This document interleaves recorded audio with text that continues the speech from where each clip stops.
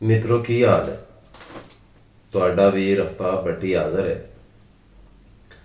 ਅੱਜ ਰਾਤੀ 8 ਵਜੇ ਦੀਆਂ ਖਬਰਾਂ ਮੈਂ ਸੁਣਦਾ ਪਿਆ ਸਾਂ ਤੇ ਉਹਦੇ ਵਿੱਚ ਸਾਡੇ ਵਜ਼ੀਰ ਆਜ਼ਮ ਜਨਾਬ ਸ਼ਹਬਾਜ਼ ਸ਼ਰੀਫ ਸਾਹਿਬ ਫਰਮਾ ਰਹੇ ਸਨ ਕਿ ਸੋਸ਼ਲ ਮੀਡੀਆ ਦੇ ਉੱਤੇ ਜ਼ਹਿਰੀਲਾ ਪ੍ਰਾਪੋਗੰਡਾ ਕੀਤਾ ਜਾ ਰਿਹਾ ਹੈ,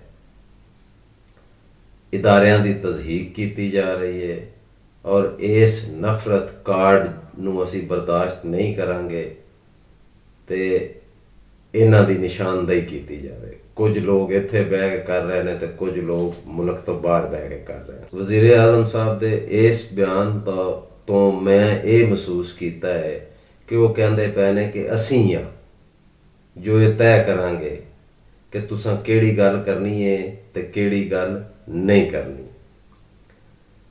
ਦੋ ਸਾਡੇ ਬੇਸਿਕਸ ਰਾਈਟਸ ਜਿਹੜੇ ਨੇ ਉਹ ਅੱਜ ਤੱਕ ਸਾਨੂੰ ਨਹੀਂ ਮਿਲੇ। 50 ਸਾਲ ਜ਼ਿੰਦਗੀ ਮੇਰੀ ਵੀ ਹੋ ਗਈ ਹੈ, ਮੈਨੂੰ ਵੀ ਨਹੀਂ ਮਿਲੇ, ਮੇਰੇ ਬੱਚਿਆਂ ਨੂੰ ਵੀ ਨਹੀਂ ਮਿਲੇ। ਇੱਕ ਤਾਲੀਮ ਤੇ ਇੱਕ ਸਿਹਤ, ਉਹ ਵੀ ਇਹਨਾਂ ਕਾਰੋਬਾਰ ਬਣਾ ਦਿੱਤਾ ਹੈ।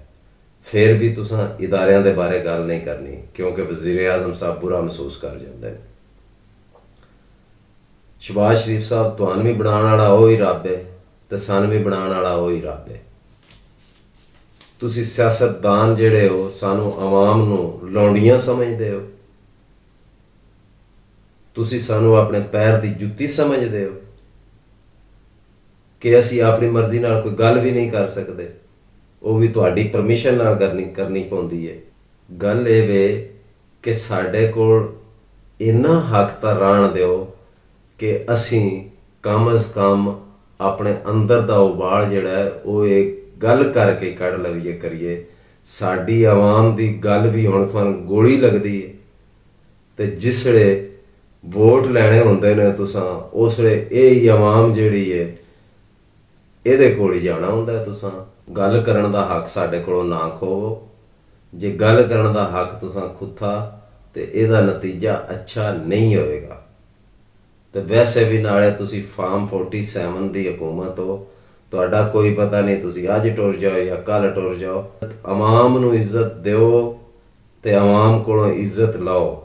ਸਾਰੇ ਇਦਾਰੇ ਵੀ ਸਿਆਸਤਦਾਨ ਵੀ ਆਵਾਮ ਨੂੰ ਇੱਜ਼ਤ ਦੇਣਗੇ ਤੇ ਆਵਾਮ ਉਹਨਾਂ ਨੂੰ ਇੱਜ਼ਤ ਦੇਗੀ। ਇੱਥੇ ਥਾਣੇ ਟੁਰ ਜਾਓ ਤੇ ਉੱਥੇ ਪੁਲਿਸ ਵਾਲੇ ਤੁਹਾਡੇ 10,000 ਰੁਪਈਏ ਲਿਓ ਬਗੈਰ ਉਹ FIR ਨਹੀਂ ਕਰਦੇ।